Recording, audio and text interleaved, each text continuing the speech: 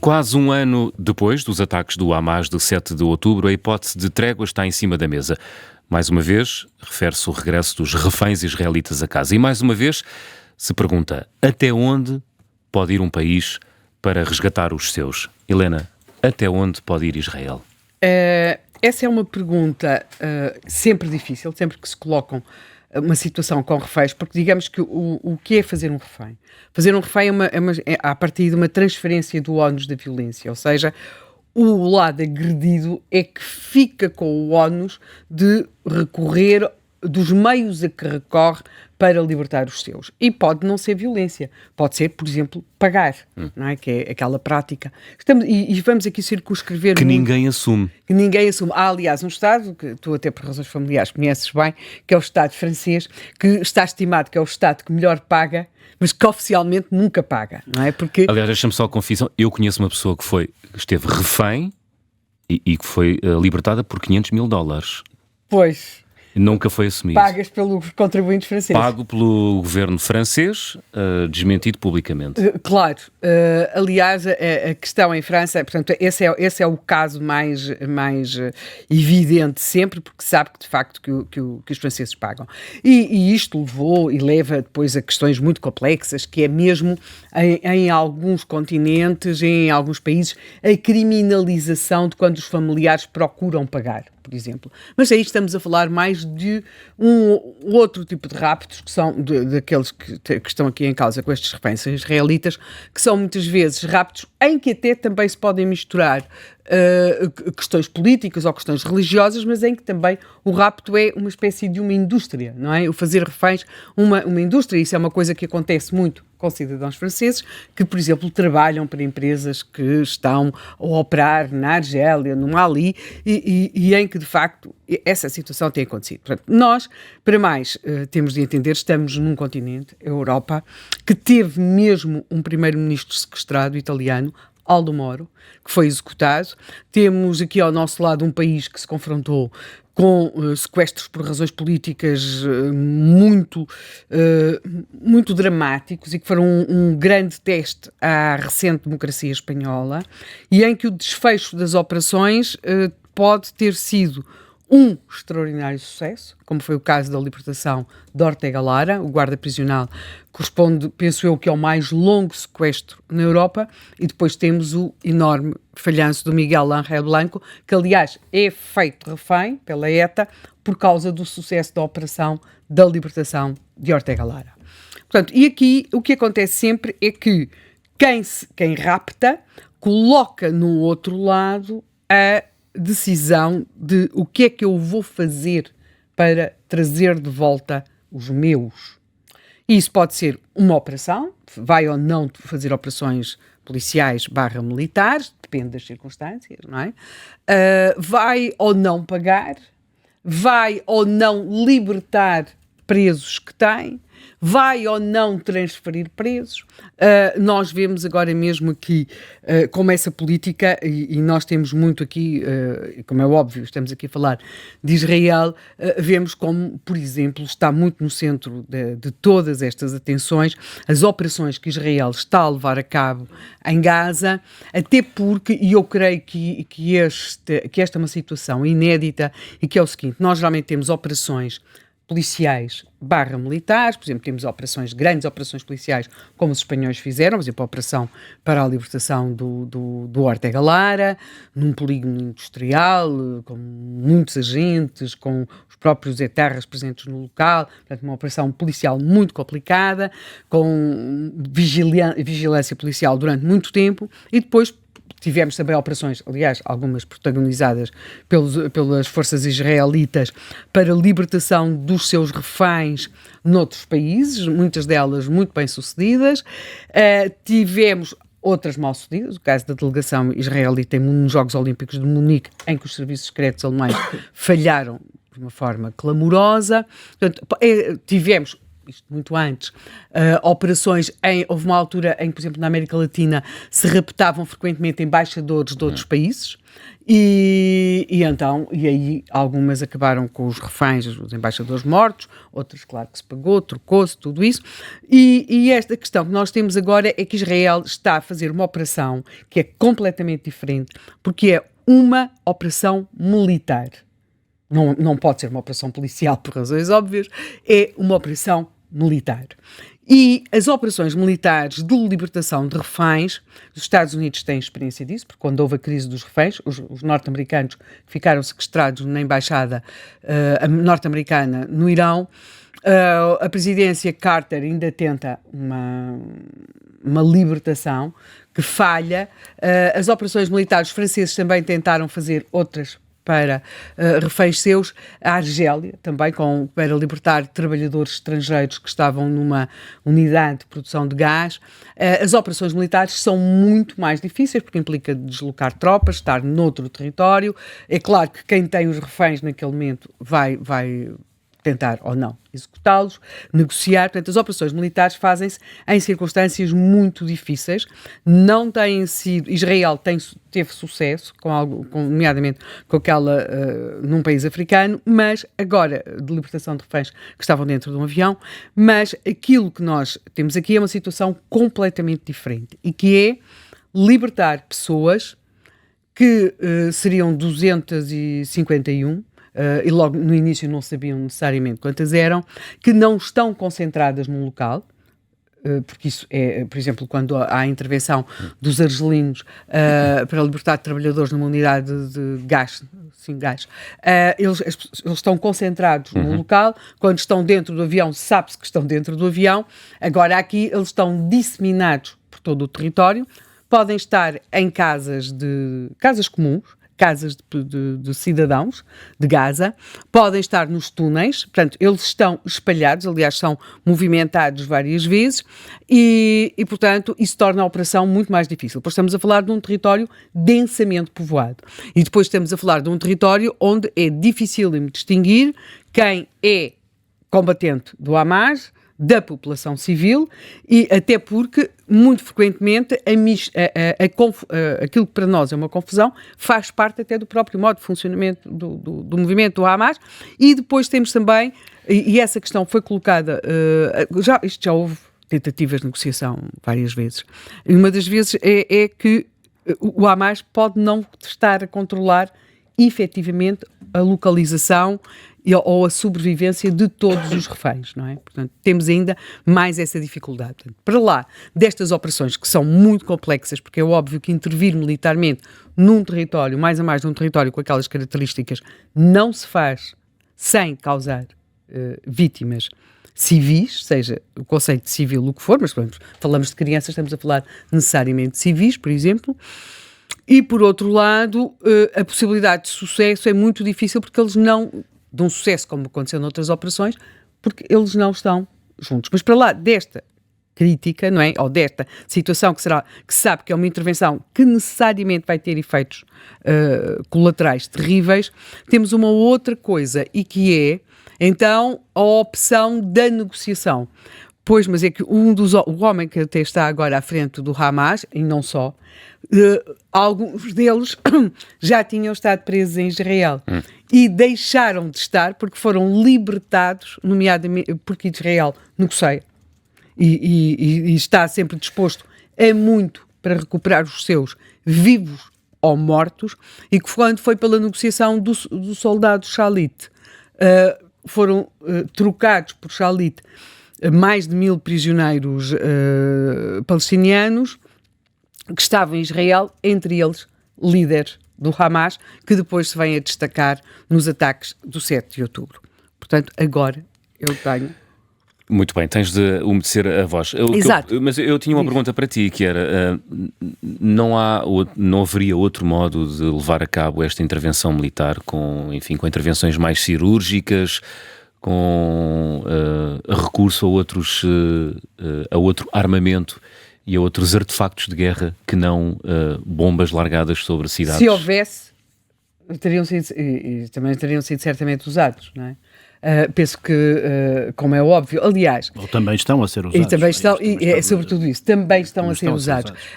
Eu acho que houve aqui enormes desatenções, não é?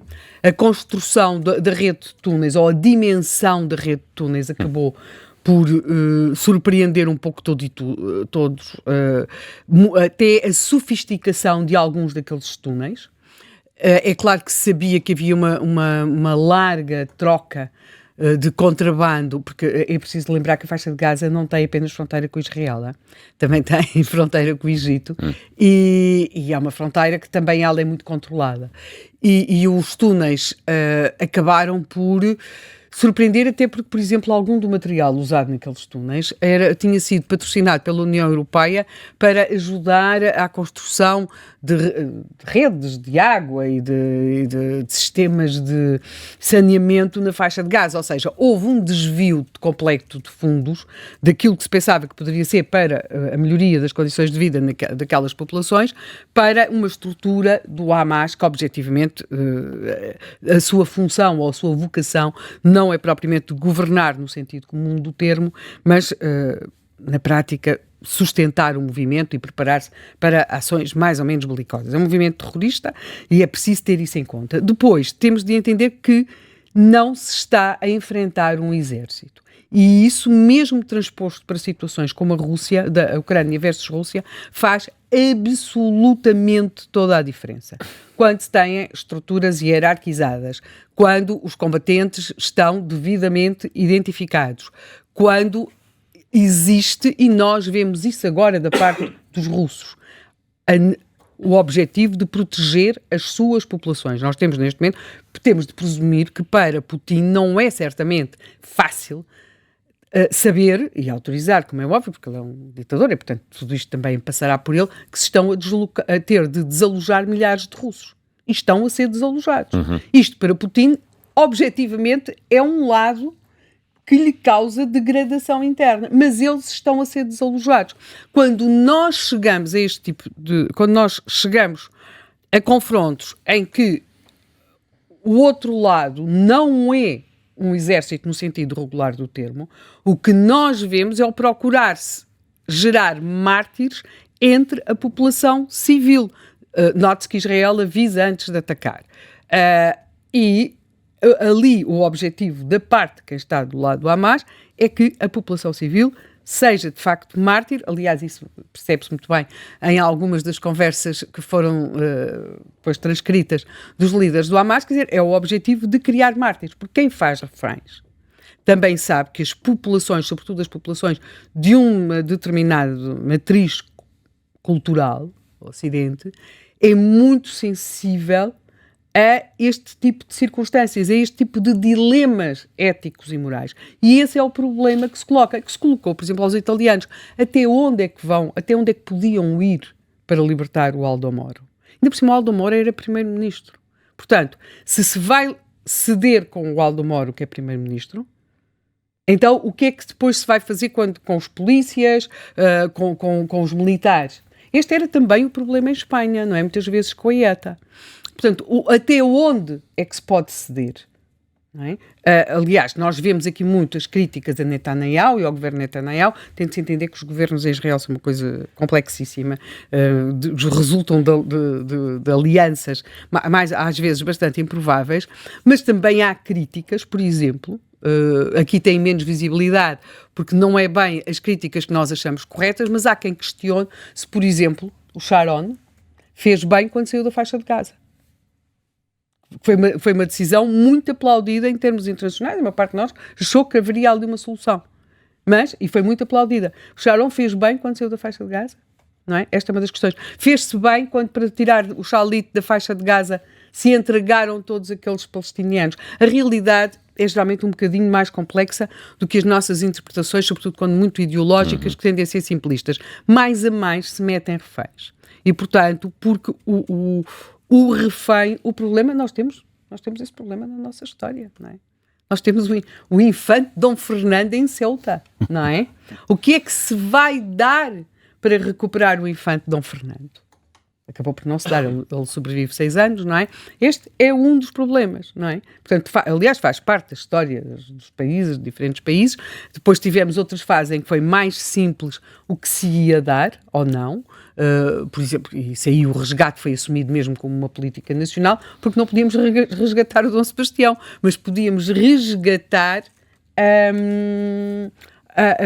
os portugueses que lá tinham ficado, sobretudo os mais ricos, não é? E temos mesmo uma ordem religiosa, que hoje é recordada em nome de Cervejaria Trindade, que tinha como prática, como fim, como objetivo, o recolher fundos para poder resgatar e fazer as negociações. Fazer as negociações. Na Torre do Tombo estiveram há uns anos, houve uma exposição com aquilo que eram mesmo os livros da contabilidade para os resgates, não é?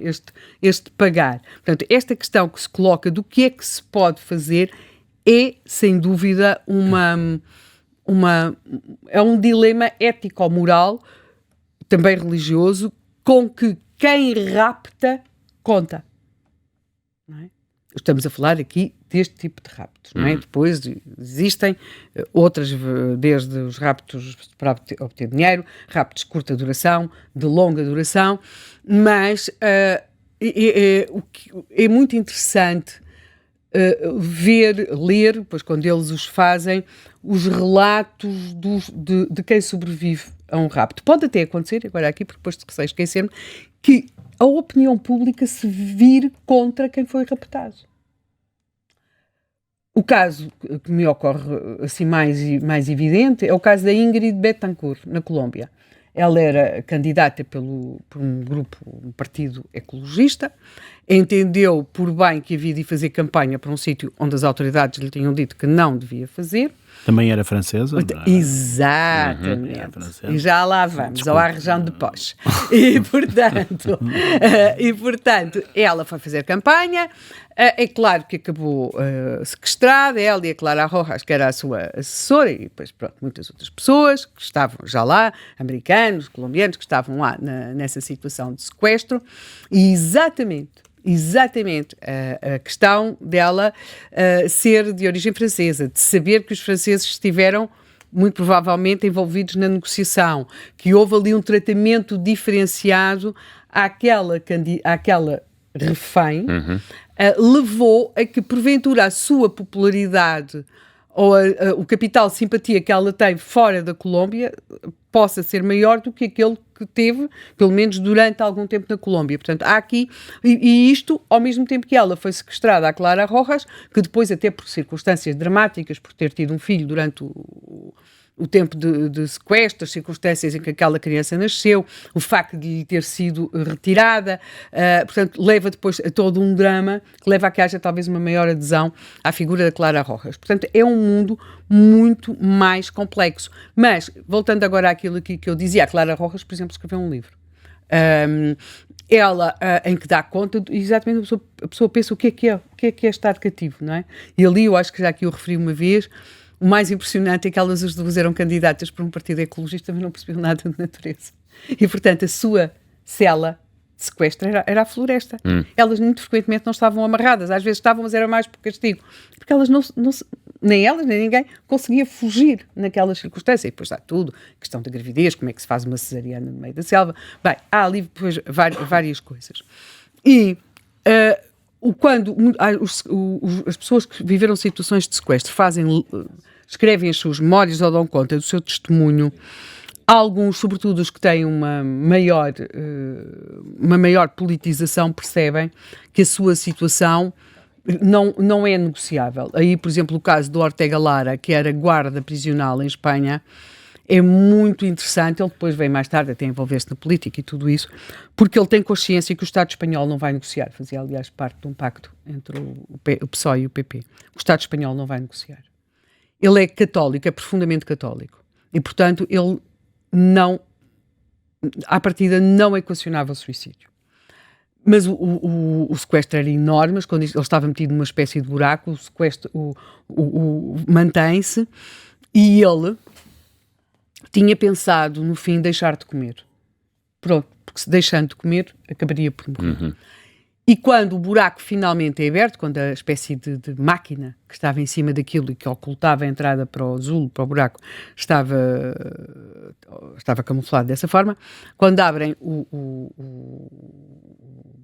aquilo e está ele lá no fundo, a primeira declaração dele é, em português, e tem de perceber que os espanhóis têm um uso do vernáculo muito diferente do nosso, que é matem-me de uma puta vez.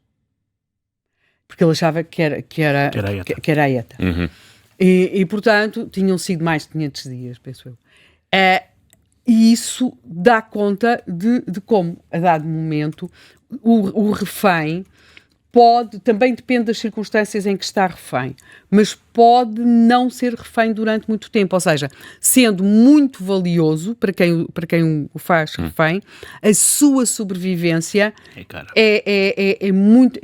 logisticamente é difícil e por condições anímicas e físicas e tudo isso, a sua sobrevivência pode não ser muito longa. E aqui chegamos a este caso destes 251 reféns israelitas, aos quais se juntam mais 2 que já lá estavam, nomeadamente um que era um rapaz que devia ter perturbações mentais ou alguma desatenção, porque acabou a ir, estudantes, não é?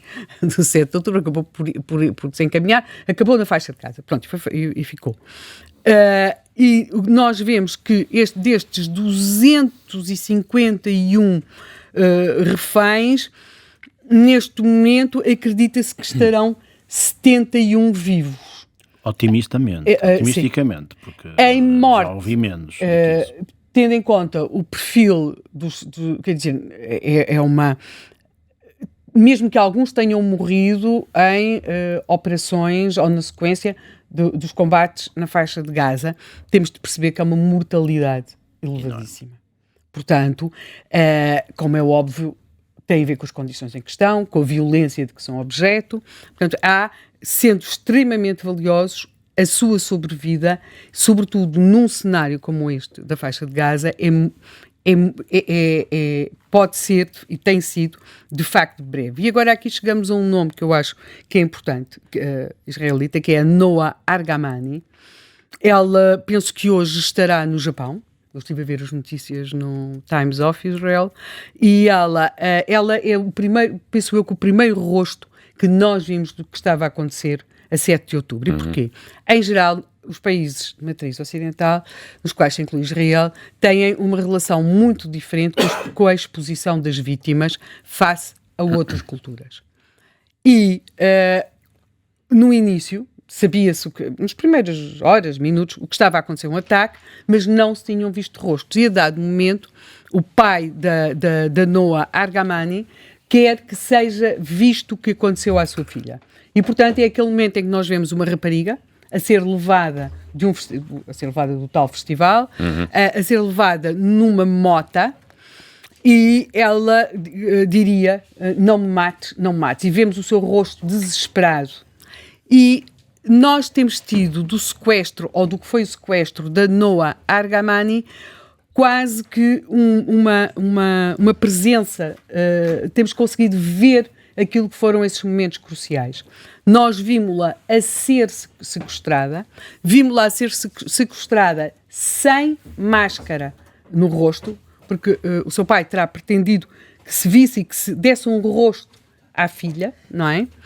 Depois vimos a sua operação de libertação. Ela é uma das 4 pessoas que Israel conseguiu libertar vivas este mês de junho, numa operação de grande sucesso e que trouxe algum ânimo às forças israelitas.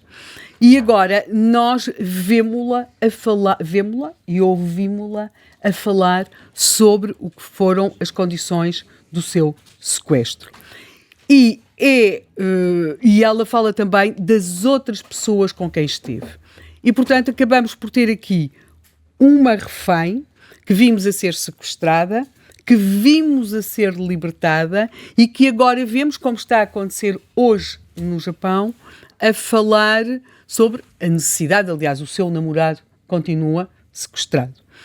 E há naquilo que ela diz que eles devem ser trazidos para casa o mais rapidamente possível. Estou agora aqui a traduzir uma frase que ela diz, não hoje no Japão, mas quando esteve com o Netanyahu em Washington, trazê-los o mais rapidamente possível antes que seja tarde demais.